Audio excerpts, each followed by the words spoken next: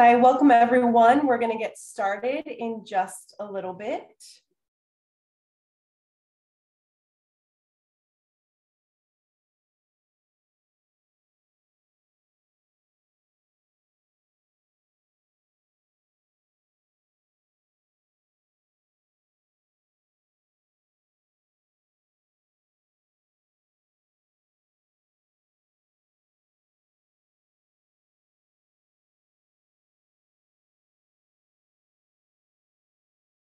Okay, good afternoon and welcome to today's webinar. Help me help you, Idaho's new approach to RFIs, which was the 2022 Cronin Awards Silver Prize winning project. Thank you for spending some time with us today. We're glad you're here. This is the first webinar in our 2022 Cronin Awards series, so be sure to check out our upcoming webinars. Next Wednesday, January 18th, join us for our second webinar and learn about Michigan's competitive proof of concept approach to IT procurement.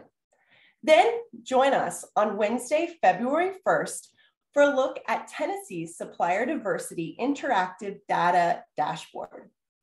Registration is open for all of the webinars in the series. Visit www.naspo.org to register and look for the webinars tab on the left side of the page. Chadwick is also going to drop the link into the chat for easy access. We look forward to seeing you there. At the close of today's presentation, you will be asked to complete a brief survey. Your feedback is very valuable to us here at NASPO. Today's presentation is good for 1 contact hour.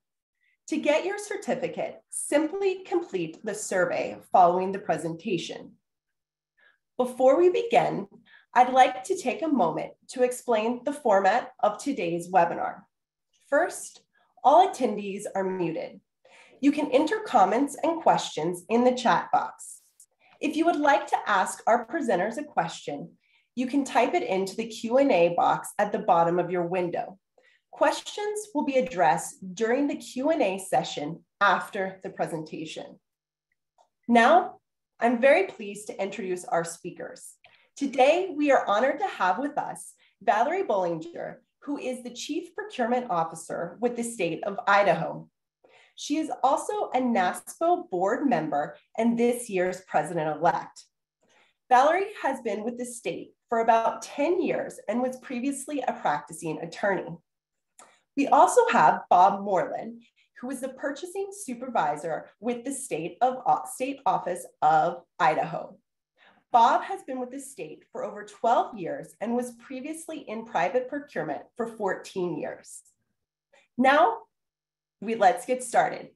First, NASPO, is great to have you here with us, and I'm going to turn it over to Valerie to take us away. Thanks, Megan. Great to see, well, not really see everybody today, but great to have you all with us. We're excited to share this presentation. So to start out, kind of talking about our new RFI process, we wanted to start by talking about our old RFI process, or traditional, I guess, is the nicer way to say it, just so that everybody understands the problem that we were trying to solve. So our traditional RFI process in Idaho, we would provide a detailed description of the state's requirements that could often be pretty lengthy and take a lot of time to put together, and honestly kind of looked like what I would call a mini RFP almost, right? It went into sometimes a lot of detail on what the state was looking for. The RFI would then request written responses from suppliers, asking for industry information related to what we expected would eventually be a solicitation. So that's kind of where we started. And we had identified 3 primary problems with this traditional RFI process. The first was that it took too long. So agencies were rarely willing to tack on 2 to 3 months at the beginning of a procurement timeline, especially because usually their timeline was, we need it yesterday, right? So if we said to them, sorry, you need it yesterday, but can we add 2 to 3 months to an already really long procurement cycle time? And they often didn't want to go for that. The second problem that we often had was that we just didn't get a lot of vendors responding. And in kind of getting feedback from vendors over the years, there were two primary reasons. One was that if a vendor, like most states or all states that I know of, vendors also have limited resources. And if they're having to choose what project to put their resources into as far as their time, if the time is limited or if their resources are limited, they're going to put their effort toward an RFP where they might get a contract at the end of the day, not into an RFI where they know they're not going to get a contract. So a lot of times it was just a resource issue. The other concern that vendors expressed to us was that even though they were allowed to identify trade secrets in their RFI response, which then we would not, provide in response to a public record request, the Idaho definition of a trade secret is not nearly as expansive as what vendors would like it to be. So they were concerned that they would be kind of showing their hand to their competitors if they responded to the RFI and then we provided that response in response to a public record request. So they were a little bit hesitant to share too much information. And then the third problem was when we did get responses from vendors, usually what we got was a lot of marketing material. It was a sales pitch. And so, we might find a couple little nuggets of useful information in there that would help with the solicitation. But largely what happened is if we did an RFI at all, we spent months to get very little, and what we got provided very little value. So we had really moved away from doing RFIs very often. The other issue that we sometimes ran into was that if we did get vendor responses and all those fancy marketing materials, sometimes the agency subject matter experts ended up with a favorite, right? They liked one response that they saw to the RFI, and then going into the procurement process, it became that much harder to have a genuinely fair, open, competitive procurement process. So those are all kind of the issues that we were dealing with RFIs, and that's what led us into our new RFI process. So the new process is it's a lot shorter, and I'm actually going to show you a screenshot of an actual RFI that we did, the first one that we did like this. It provides an overview of the state's requirements with a focus on unique challenges. So none of those detailed specs or anything like that, really just kind of high level, what is this all about? And a focus on what makes our project unique. We do not require any written response from suppliers. In fact, we tell them not to provide us a written response. And instead, we conduct up to 5 virtual interviews. So we basically open up these interview spots on a first come, first serve basis. And then we ask the vendors a series of questions, and Bob's going to go into more detail on those questions in a couple of minutes here. But we basically ask the suppliers to help us develop a good solicitation. So instead of asking them, what can you do for us? We're asking them, what can we do for you in our solicitation? What can we do in our solicitation that will allow you to give us a really good proposal? So just so you can get a visual, obviously you're not gonna be able to read all of this. I don't expect you to, although if you want a copy, you can by all means let us know and we'll be happy to provide it. So this is actual screenshot of the first RFI we ever did like this. As you can see, it's a grand total of 5 pages. And in terms of actual written content, it's 3.5 pages. And one of those pages are the questions, which are standard. They don't even change very much, at least from RFI to RFI. So in terms of what you actually have to do on any given RFI, you're basically looking at section 2 of this document, which you can see takes up a total of 2 pages, basically. Background information, unique or challenging conditions, future goals and outcomes, and the upcoming solicitation. That's it. And then all the vendor has to do is fill out page 5 with their information and when they would be available for a 1-hour virtual meeting. So it's really simple, really straightforward, and so much faster.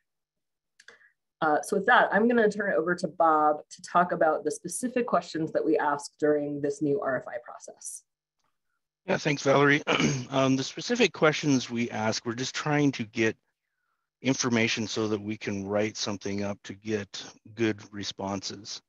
So like one of the first ones is, what is the most critical information the state needs to provide for our current conditions? I mean, based on the write-up that we did on the form, what do they need to know in order to provide information back to us so that we can write good specifications? And then we also want to know, what about our future requirements? What do they need to know in order to, provide those long-term goals that we might have? What information is it that will help them get that to us? Then we ask, what are the 3 to 5 most critical personnel that need to be on the project to make it successful? It could be anywhere from like sales engineers to project managers, what I've seen. So we just need to know that, so we call that out. We're not asking for something that isn't a typical industry standard. And then one of the things that was really helpful to us is, what is the best way for us to collect costing information? We need to be able to compare this apples to apples, and sometimes the subject matter experts they think they know what the best way is, but when we post it and get questions, we find out it's not the best way. So this is a great way to help us put those together and save some time in that Q&A period. And then we want to know what they think about our scheduled timelines. Are they realistic? Are they too tight? Are they just right?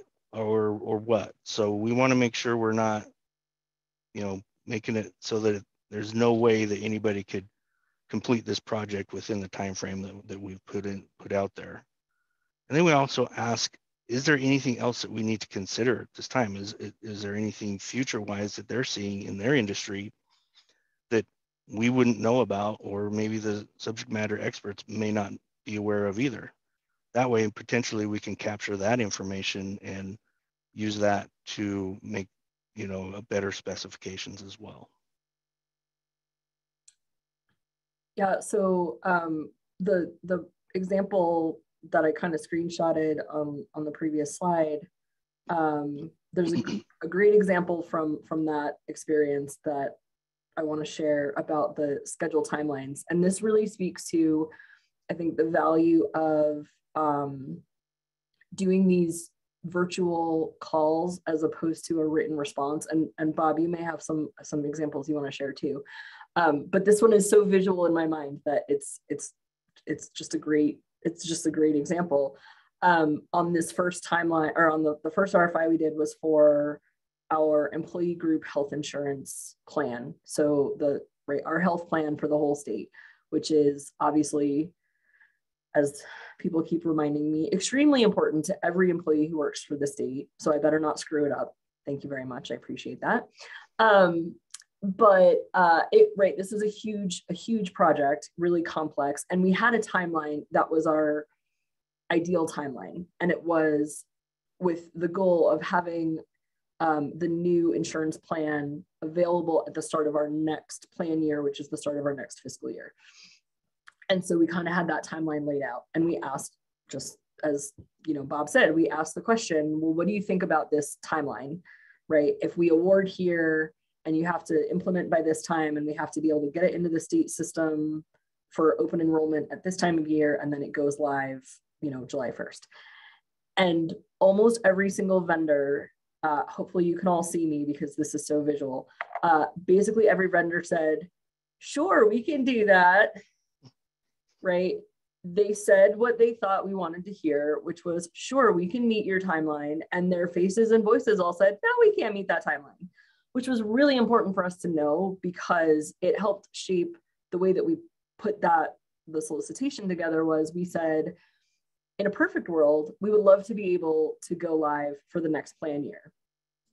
However, we're not going to hold it against you if you can't do that, right? We're not going to evaluate your proposed schedule as long as it's not going to be more than one additional year out. And it was a really tight timeline. We knew that going in, that it was, maybe going to be tough for people to meet that. But having the virtual meetings, if I would all but guarantee if we'd asked for a written response to these questions, the vendors would have said, yes, we can meet this timeline. And then they would have had a really hard time meeting the timeline. Or they would have proposed solutions that were much less innovative, knowing that they couldn't meet the timeline with a bigger change, but something similar to what our current plan looks like, they might be able to do. So having that, the visual cues and just hearing their voices when they talked about it gave us much better information than if we had just gotten a written response. Bob, was there any other examples that you wanted to provide from some of the ones that you've done? Yeah, one of the other ones would be like into regards to future requirements.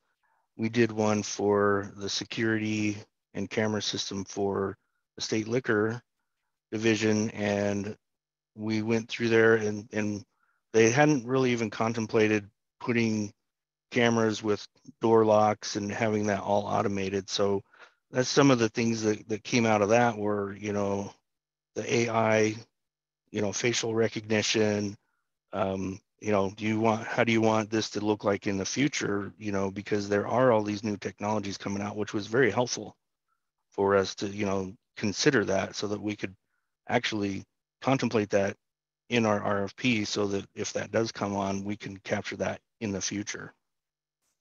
Awesome.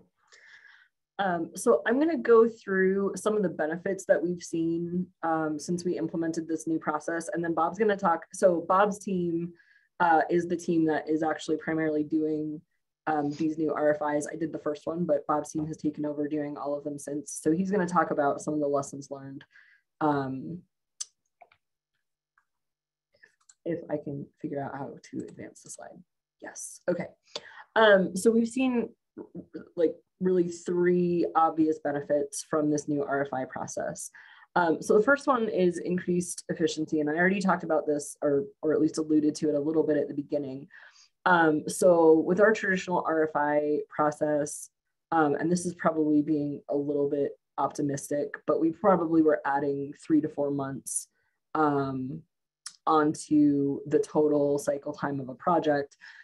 Because there was so much more detail, so much more information in the RFI itself, that RFI development, you know, time period would take some time. It would take the agency putting their time into it, and then if we were going to actually run the RFI out of our office, the central procurement office, we would review it. So there was a fair amount of time there. Then we would post the RFI, and because we were asking for written responses to questions, we would have to have it out there for at least a month and sometimes longer. If we really wanted to get responses, right, the longer you give vendors, the more likely they might take the time to respond. And then if we did actually get responses full of all sorts of beautiful sales fluff, we had to take time to review those responses and then do something with it. Otherwise, you know, what was the point of all this? So we were looking at, you know, let's just say roughly 3 months to do the RFI process. With the new RFI process, it's so much faster because it's so much simpler, right? So that you saw that document is about 3.5 pages, and really only about 2 of those pages are actually different from RFI to RFI. So really quick development, right? The agency can do those couple of pages really quickly. Typically, when it comes over to us, we can review it and get it posted. It doesn't take a lot of time generally for us to do that, unless the agency is arguing with us about the questions, but Bob might talk about that in lessons learned. So I'll leave that alone. And then once we post the RFI, we really don't have to have it out there for very long because the vendors don't have to respond. They just need time to see that it's there, read 3.5 pages of information, and then send us that one form that says, you know, yeah, we'd like to participate. Here's when we're available.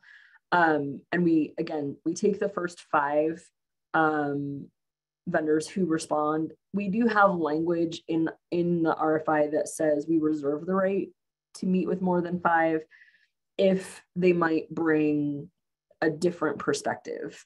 So using the health insurance example again, we had kind of talked ahead of time, you know, if the first 5 vendors that register to do a meeting are all medical insurance providers. And then number 6 is just a pharmacy benefit manager, right? A PBM. We would probably bring in number 6 because we would want to hear that different perspective of a PBM versus medical provider. And so we have that standard language that kind of gives us that opportunity to bring in additional vendors if we want to. So that's there, but we really do try to keep it at 5 because what we have found is that once you get past number 3, about 90% of what you hear is repeat.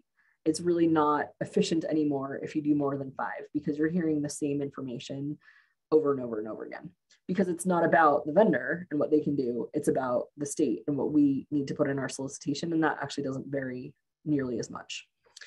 And then the last, the end of the process, once we have those meetings, we conduct those meetings. It's a, grand total of 5 hours spread throughout a couple of days, usually. Take a little bit of time to consolidate the notes. So the actual record that we have at the end of this is a set of consolidated notes that identifies, here are things that we heard repeatedly from multiple vendors. Here are some things that were sort of one-off, things that we heard. And sometimes we would end up with notes about things that weren't even something that a vendor specifically said, but just something that kind of came out in conversation that we wanted to make note of when we got to the actual solicitation development. So that whole process only takes a few weeks, and then that's it, we're done. So it saves, I would say, easily 5 to 6 weeks of time as far as cycle time. The other thing is the actual effort level, how much time we're putting into the work. So this is just a really rough, estimate of, like a buyer at the central procurement office, how much time they save, and that meaning the amount of time they would have spent on a traditional RFI versus the amount of time they would spend on this new RFI. What's the saved time, and how that equates to cost savings from a personnel perspective. And obviously that's going to depend, a lot on how many of these RFIs you're doing and your staff and who's doing the work and how much they make and that kind of thing. But just certainly gives an example of some of the savings from a resource perspective. The next benefit that we found was reduced delay and disruption during the solicitation process when we actually get to the RFP or whatever kind of solicitation it is. And the best way I can talk about this is an example. So we early in 2022 had a very large solicitation for complex behavioral health contract. We did not use this RFI process with that procurement. And when we did our Q&A, we got something like 110 questions. And of those 110 questions, a lot of them were asking for data. And we had provided what we thought was a fair amount of data just from the start, right? The data that we thought vendors would care about. But it turns out they wanted a whole lot more. And so, we got those questions, and the agency, the program folks who had to pull that data basically had to drop everything to get all of this data pulled together so that we could get it posted in time, fast enough to keep our procurement timeline on track. And so that was very disruptive. We didn't delay that particular procurement, but only because the team working on it was fantastic and literally dropped everything to get it done. But a lot of times agencies can't do that or won't do that. And so we end up, we've had other solicitations where it takes us 3 or 4 weeks to answer questions instead of the week that we aim for, because we just can't get the data. So this new RFI process, that's a big part of the questions that Bob went through, is asking them, what do you need from us? What do you need to know? And so with the health insurance procurement, we knew what data they wanted up front. We were able to get that data from our current carrier, from our actuary, wherever we needed to get that data, so that we had it when we posted the solicitation. And we had a lot fewer questions like that when it came to the actual procurement process. And then finally, just increased competition. And I don't have data to back this up, but I do have a lot of, I don't have numbers, but I do have a lot of anecdotal information, which is that suppliers have shared that they love this process. Every supplier I've talked to about this new RFI process loves it. Because of the way that we're doing it, I think some of the feedback that I've gotten is suppliers feel like it demonstrates to them that we have not pre-selected a vendor, we don't have a specific solution in mind, that we're not trying to make the procurement process harder than it has to be. I know sometimes people think that, but I swear it's not true, right? We're trying to make this as easy for them as we can. And so that has come through to the vendors that they really like this opportunity to have a conversation and give some input into what can we do in the procurement to the solicitation to make it easier for them to actually give us a good proposal.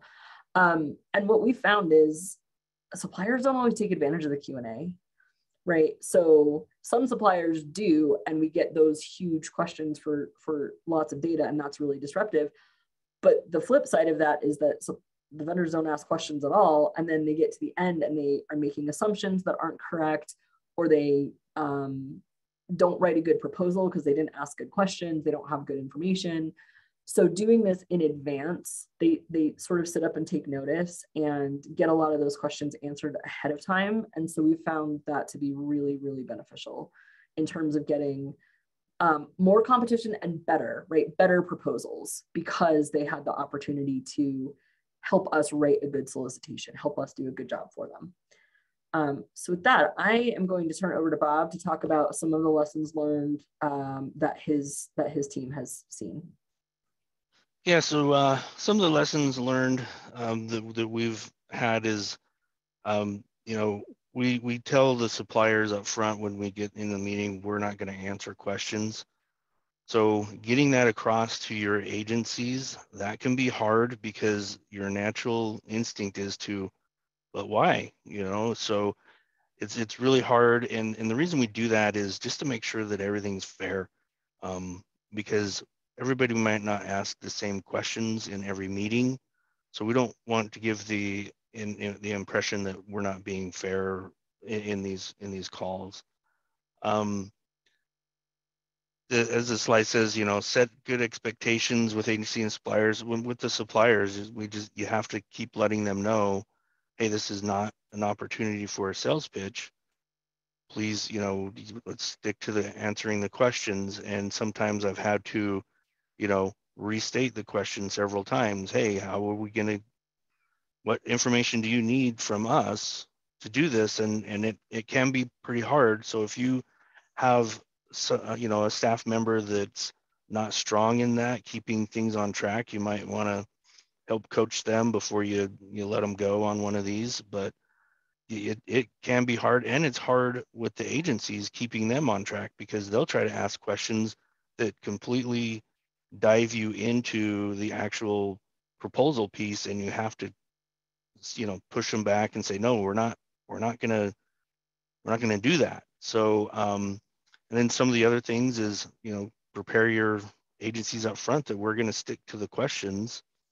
We're not going to modify the questions to fit something that would get us to where they're actually telling us what to write on the proposal as far as all the information we have, and then what information can they give us to make it almost seem like we're writing it for them. So those are really tough, because agencies, they're really wanting the best thing, and we totally get that, but it's really hard to keep them in line on some of these. But if you set it up front in your initial meetings, as you get through it and get to the presentations, they'll come around.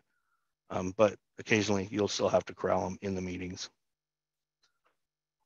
Did you have any other examples that you might have had, Valerie? I think just one other thing that kind of popped into my head is making sure that the person leading these meetings has really good listening skills. And I don't just mean like they listen and take notes, but really listen to what is being communicated, not just what's being said, if that makes sense. So I had one experience on actually a different one that I did. The first one that we did, the first project we did this for was the employee group health insurance. The second one that we did, I led the meetings, but Bob and his team all were participants in those meetings so that they could sort of get the experience of seeing how to run the meeting, how it works, get that experience firsthand of seeing how the meetings go. So it was on one of those meetings where Bob's team was sort of joining in. We had a vendor who had a particularly hard time understanding that this was not a sales pitch. This was about helping us write a good solicitation. But one thing that I heard loud and clear was they said, oh, it's really important. You have to have a vendor that has Idaho experience, and went into this whole spiel about how the vendor has to have Idaho specific experience. Well, of course, this was a vendor that is currently a contractor doing some of this type of work in Idaho, right? No surprise there. But the note that I made in my notes was, we need to make sure that we don't limit this to Idaho experience, because it was very clear that the vendor was trying to get us to write the solicitation in a way that was going to favor them. But it had the opposite effect, right? In that it gave me the red flag of they're trying to manipulate this process in a way that benefits them, but they didn't actually make a compelling argument for why the vendor needed to have Idaho experience. So it's really important to just, for whoever's running these meetings, to be really, really paying attention and listening and understanding what is being said and what the motive is behind what's being said, and then have good conversation with the agency afterwards, in that debrief about kind of what to do with the information that they've received. I think it can be easy for people to take a more passive role and just sort of like run the meeting. But my experience has been, don't count on the agency to pick up on some of those more subtle cues related to the procurement process. The procurement professional needs to be picking up on those subtle cues that help make sure that in the end, we can write a solicitation that's going to get the best solution for the state, and run a process, obviously, that's fair. So that's the only thing that I would add. Bob, did you have anything else that you wanted to share? No. So that's the end of our slides. I imagine that there are questions out there, so I'm going to turn it over to the NASPO folks to start asking questions. Great, thank you, Valerie. Great presentation. There has been a ton of requests for the RFIs and the slides, so everybody is very, very interested. Just wanted to let you know that we will be sending out a copy of the slide deck, and then additionally, the presentation will be available on our YouTube channel as well. And you can also access that through our content library. So you will be able to go back through and review. Okay. Megan, I can provide the template. Bob or I can provide the template, our RFI template as well, if you want to provide that with those materials, so that we don't have to provide it to everyone separately. That would be perfect. We can send it out with the slide deck, so that email will follow shortly. Maybe we need a little bit more time just to make sure we get the RFI and have it attached. So be patient, please. Okay, so I will start with our first question. Do you allow the vendors to ask you questions during the RFI? So I think, yeah, I'll let you. Yeah, so we encourage vendors to ask questions during the RFI process, but we don't answer them. which sounds so horrible when I say those words, but it's totally true. So what we tell the vendors is, and this was a lessons learned first time out of the gate. I hadn't really thought about it. And then a vendor asked a question and the agency started to answer. And I was like, no, don't answer that question. So we started kind of making that the disclaimer at the beginning. We're not going to answer questions because we don't want, because of first come, first serve, the first 5 vendors happen to have this information and everybody else is out of luck, right? Until we issue the procurement.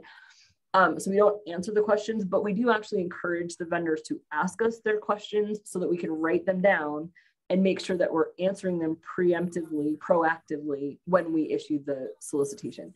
It feels very unnatural, but it actually has worked really well. We get great information from their questions, but it is very weird to refuse to answer them.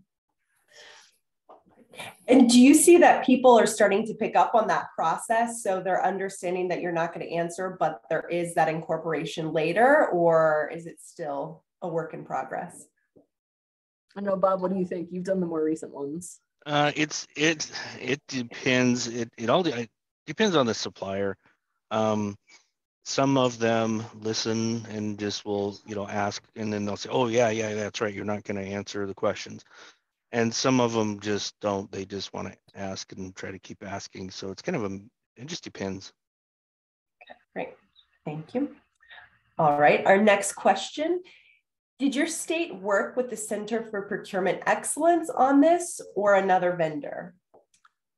Yeah, so it did. It started out with a project that we were working on with Center for Procurement Excellence, and then we kind of took what they had provided us and then made it our own and implemented it kind of across the board for all of our RFIs, kind of introduced that out to the state. So yeah, it did start with a specific project where they made a recommendation to us, and then we kind of took it from there.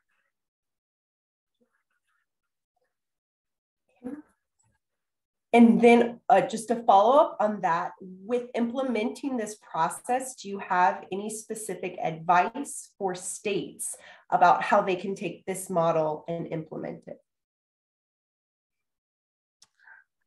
I think, and Bob, I'll be interested to hear your thoughts on this too. I think the biggest thing, we started out kind of small. And so right now, only our office is running these, and we have plans to do training with our agencies so that they can run these as well. But I think there is a risk associated with doing RFIs this way, because if you do answer questions, or if you do end up treating it more like an opportunity for a sales pitch, it opens up some possibility of kind of providing an unfair advantage to the vendors who happen to respond first, right?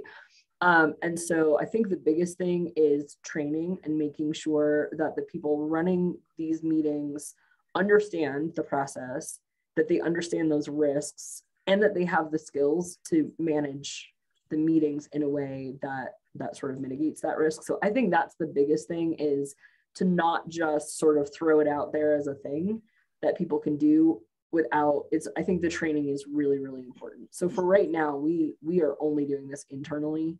And we have had requests from several agencies to be able to run these on their own. And we're kind of doing it slowly because we want to make sure that we train them correctly first. Bob, I don't know if you have anything else. Yeah, currently we have one with our Department of Correction. It's for food catering, to buy food for their catering units, and we're gonna run it, but we're gonna have them sit with us so that we can show them the process, and then we can train them while we're doing it, kind of a job shadow type of thing. And usually what I've been seeing is people are reluctant for the new process because they don't understand it, but then once they go through it, they're like, wow, we really got a lot of good information out of this. This actually does work. So it's always that it's a new thing, so nobody wants to do it until they've done it and see what the benefits are. Absolutely. All too familiar, right? And then just kind of two additional questions regarding information sharing. Our audience wants to know, do you record these meetings, and is it possible that you could record them for training? So we do not record them. And that is partially because, kind of going back to one of the initial concerns that vendors had expressed about our traditional RFI process, was that they're reluctant to talk to us if it's going to be public record. Now, they're not giving us as much of a sales pitch, or they shouldn't be, so that shouldn't matter as much. But so we have not recorded them historically. And if we did record them, they would be public record. And so that makes it a little bit hard. I think we'd be more likely to do a training where we have someone play the role of a vendor. And we've now done this enough that I could probably have a lot of fun being a vendor who doesn't stay on task or follow the directions at all, and make Bob try to rein me in. It would be super fun. Oh my gosh.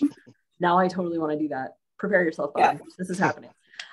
So I think that's actually a great idea. I love that, of doing a video training for this, but probably not one of our actual RFI vendors, just because then it becomes the public record and all that. That's why we take all of our notes from those meetings and consolidate them into something that does not identify which vendor said what. It just sort of takes all of the information we got, put it in a consolidated format, so that that's the record that we keep from a public record perspective. Well, we definitely want that role-playing video, so we can release that too with the RFI later. But we also have the next question, you kind of led right into it, is about those notes. Do you publish the notes that are taken during the meeting as part of the award package or something similar, or do those just remain internal? So they remain internal unless someone requests them. So we don't proactively publish anything, but they are public record. So if someone requests those notes, then we would provide them. Thank you all. So our next question for Valerie and Bob: how often do you go through the RFI process? Do you have advice for when you should go through the RFI process and when you don't need to? So Bob probably hates that we came up with that we implemented this new RFI process, because we used to do like 1 or 2 a year maybe, and now we do them constantly, like all the time. Not all the time. We have a lot of them though that we're working on. I would say where they make sense. So we get requests to do them a lot, and probably more than we really need to. Like, I'm not sure that they're always valuable when they're requested, but where we tend to suggest them is where it's something where the agency really doesn't know exactly what they need, or doesn't know if they're making a big change, or they're not sure exactly, if it's a big technology modernization and they don't know what they're going to need, or really anything where there's a lot of data related to the project. So like I said, with the behavioral health one, we didn't do the RFI. They did an RFI, but like years ago, and not in this format.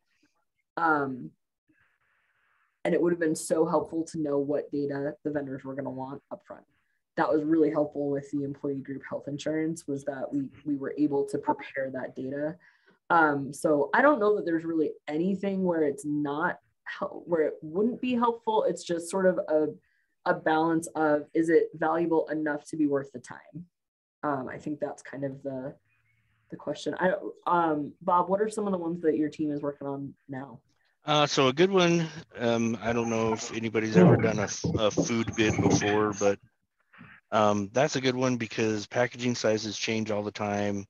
That information from those suppliers can really help us put together good cost proposals, because we don't often know what's going on in that industry, and it changes so quick.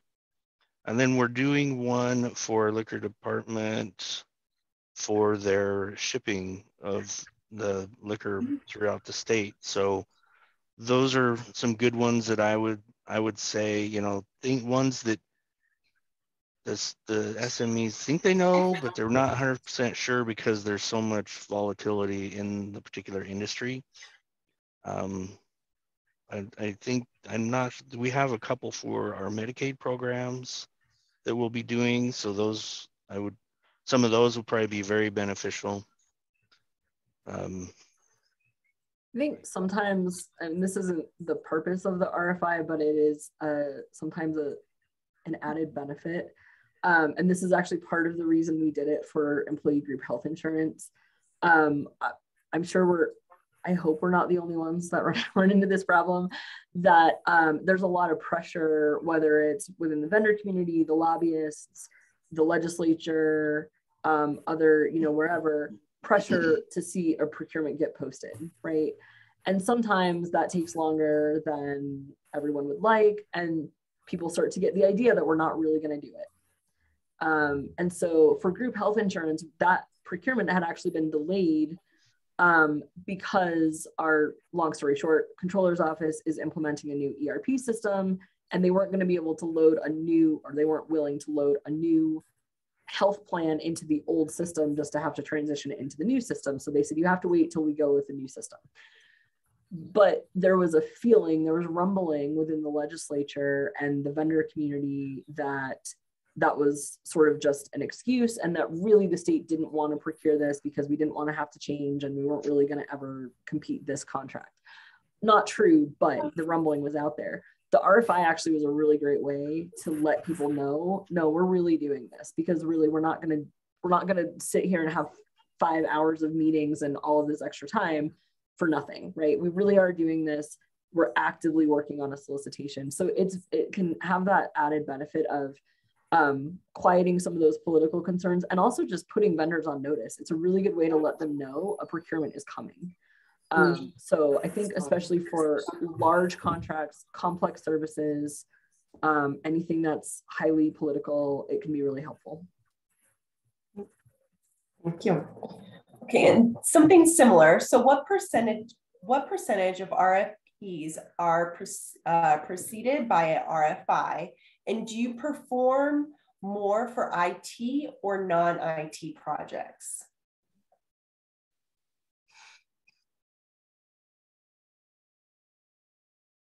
I don't know if we have an answer to that. I'm like, let's see if Bob and I come up with the same number that we are totally making up.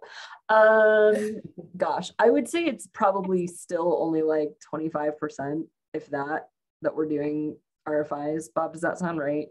Yeah, it's not a lot. It's not a lot. It's grown significantly, but it's still not a lot. And I would say it's not that. I would say it's probably in the long run will end up being like 50-50. We've certainly done a couple for IT. Well, we've done 1 or 2 for IT. We've got a couple that are in the hopper for IT, but we've done more for complex services at this point. But I don't know. I suspect that will kind of even out over time. All right. May I ask, have you conducted an efficiency rating system or some sort of data for the turn rates? How efficient is the new RFI process? We have not been collecting that data. We do cycle time on our procurement, but we have not started collecting that on our RFIs. But our procurement cycle times have been going down. I don't know if that's correlated or not, but let's pretend it is. It's a work in progress. All right. Right. If you were trying to gather information regarding software features and capabilities available in the marketplace to assist with developing requirements, would you permit a software demonstration as part of the virtual meetings with the suppliers? We haven't as part of this process, and So I would say we've been hesitant to do software demos pre-solicitation, in part because a lot of times then end users or the SMEs have a favorite going into the actual, they see something they like, and then it's really hard for them to not write their requirements tailored toward that solution. And that's particularly, I think, because we're not hearing from all of the potential vendors, that's not necessarily an indication that that's actually the best solution. It might be the best solution they saw, but that doesn't mean it's actually the best solution for the state. And so that we've been hesitant to do demos in that way. And I think if we were going to, we would offer it to any vendor. We wouldn't limit it to the 5, right? If we were going to say you can do a software demo, we wouldn't be able to limit it to the 5, because I think then we're moving into an area where the vendors that give us the demo have that advantage of potentially influencing how we write the requirements in a way that the RFI is not meant to do.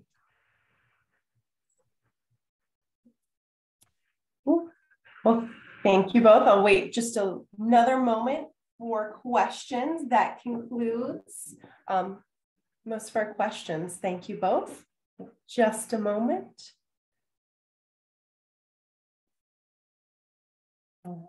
Bob, Valerie, any final words before take it away? I don't think so.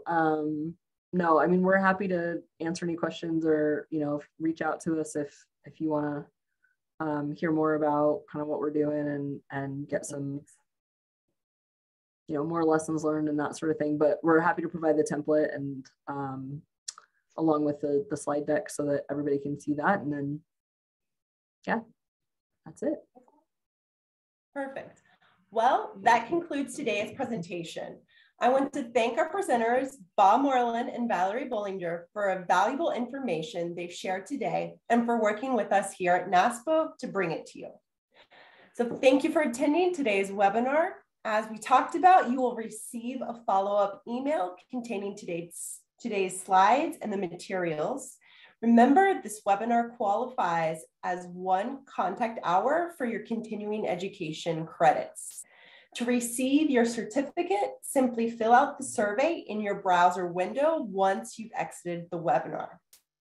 This webinar has been recorded and will be available for viewing on NASPO's YouTube page in the coming days. Questions entered into the chat box and Q&A boxes have been saved, and we will try to follow up via email from anyone that was not addressed during the presentation.